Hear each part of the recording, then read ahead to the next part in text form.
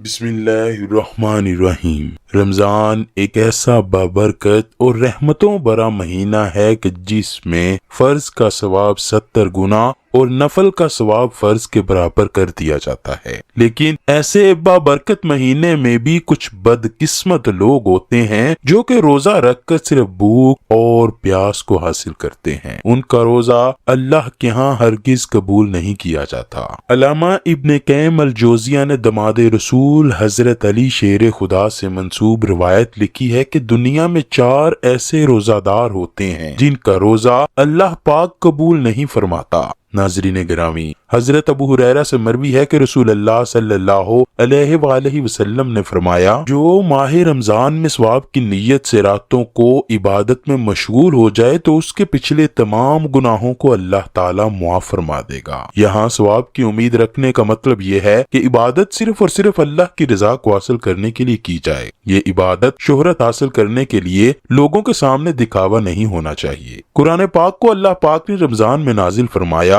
اسی لیے مسلمان رمضان میں قرآن پاک کی زیادہ سے زیادہ تلاوت کرتے ہیں۔ رسول اللہ ساری رات اللہ کی عبادت میں گزار دیا کرتے، جس کی گواہی قرآن پاک یوں دیتا ہے۔ اللہ پاک قرآن پاک کی سورہ مزمل میں فرماتا ہے، اے چادر اوڑھنے والے نبی، رات میں تھوڑا قیام کریں، آدھی رات یا اس سے کچھ کم یا اس سے کچھ زیادہ قرآن کو ٹھہر ٹھہر کر پڑھیں۔ روزہ گناہوں کو بڑی تیزی کے ساتھ ختم کرتا ہے، یہ سب سے اہم بدنی عبادت میں شمار کیا جاتا ہے۔ روزہ رکھنے سے نہ صرف مسلمان کے گناہوں کو معاف فرمایا جاتا ہے بلکہ روز آئندہ گناہوں سے باز رہنے کے لیے ایک بہترین تربیت ہے۔ عبادتوں میں سے روزے کو ایک اہم مقام اور رتبہ دیا گیا ہے، لیکن کچھ ایسے مسلمان بھی ہیں جن کے روزے اللہ پاک قبول نہیں فرمائے گا۔ حضرت علی شیر خدا سے کسی نے دریافت کیا، اے امیر المؤمنین، کیا کوئی ایسے مسلمان بھی ہیں جن کے روزے قبول نہیں کیے جائیں گے؟ حضرت سیدنا علی نے فرمایا، ہاں، 4 ایسے مسلمان ہیں جن کے روزے قبول نہیں ہوں گے۔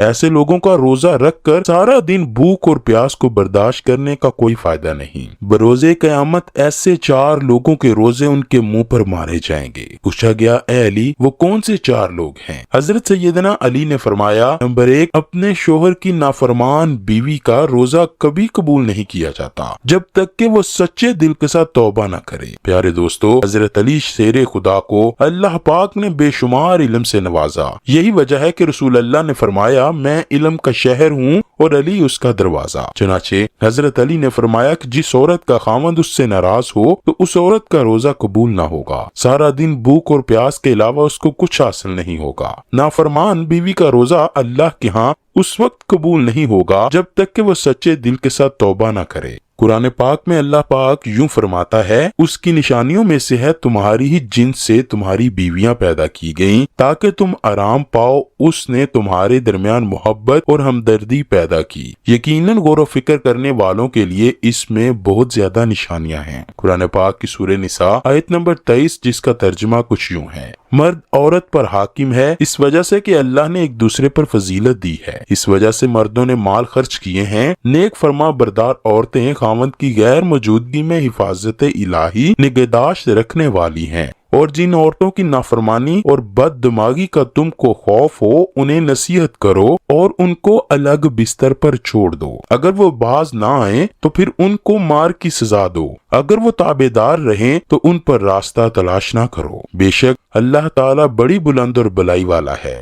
حضرت حسین ابن محسن رضی اللہ تعالیٰ عنہ سے مروی ہے کہ ان کی پھوپھی کسی ضرورت سے رسول اکرم کے پاس آئیں۔ جب وہ واپس جانے لگیں تو رسول اللہ نے ان سے پوچھا، تمہارا تمہارے شوہر کے ساتھ سلوک کیسا ہے؟ انہوں نے جواب دیتے ہوئے کہا، میں اپنے شوہر کی ہر ضروریات پورا کرتی ہوں، اپنی طرف سے تو کوئی شکایت کا موقع نہیں دیتی۔ رسول اللہ صلی اللہ علیہ وآلہ وسلم نے فرمایا، اپنے خاوند کا پورا خیال رکھا کرو، وہی تمہاری جنت اور جہنم ہے۔ اگر اس کے ساتھ اچھا سلوک کرو گی تو جنت میں جاؤ گی، اگر اس کے ساتھ بدسلوکی رکھو گی تو جہنم میں جاؤ گی۔ نبی اکرم صلی اللہ علیہ وآلہ وسلم کا فرمان ہے کہ جو عورت 5 نمازوں کی پابندی کرے، رمضان کے سارے روزے رکھے، اپنے شوہر کی خواہش کے کے مطابق رہتے ہوئے زندگی بسر کرے تو اللہ کی طرف سے ایسی عورت کو کھلی اجازت ہوگی کہ وہ جنت کے جس دروازے سے چاہے جنت میں داخل ہو جائے۔ اس کے علاوہ اور بھی کافی اللہ پاک کے ارشادات اور نبی پاک کی احادیث میں نافرمان بیوی کے بارے میں روایتیں ملتی ہیں، جن میں سے ایک عورت کو اپنے شوہر کے ساتھ اچھا سلوک کرنے کی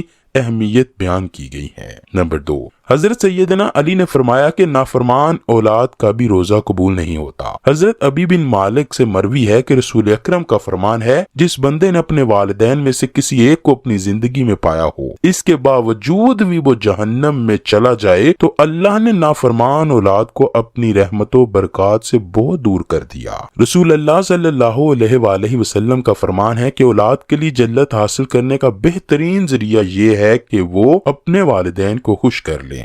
بے شک اللہ پاک اس کے اجر کے بدلے اس فرمانبردار اولاد کو جنت عطا کرے گا۔ اولاد اپنے ماں باپ کی خدمت کر کے اللہ کو راضی کر سکتی ہے۔ مومن کو اللہ تعالیٰ نے والدین کا ادب و احترام کرنے کا پابند بنایا ہے۔ جب والدین بڑھاپے کو پہنچ جائیں تو ان کی ہر جسمانی اور اخلاقی ضروریات کا خیال رکھا جائے۔ دنیا میں اللہ تعالیٰ کی ذات کے بعد سب سے زیادہ احسان ماں باپ کا ہوتا ہے، اسی لیے فرمایا گیا ہے جو بندہ والدین کا نافرمان ہے تو اس کا روزہ قبول نہیں کیا جائے گا۔